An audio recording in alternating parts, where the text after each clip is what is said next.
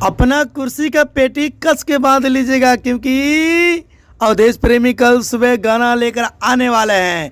मारा दंदन 2 लेकर आने वाले हैं भाई।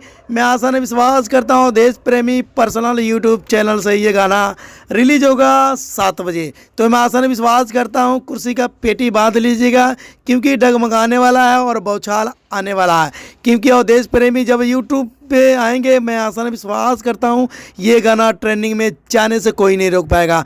मारा दंदन 2 अब देखते हैं भाई ये गाना कितना बड़ा लकीर बनाएगा, कितना बड़ा नहीं। अभी तो शुरुआत किए हैं भाई, कल सुबह ये गाना रिलीज होने वाला है। तो मैं आसान विश्वास करता हूँ भोजपुरी इंडस्ट्री में अवधेश प्रेमी फिर से एक बार लकीर बनाने वाला है 2025 में।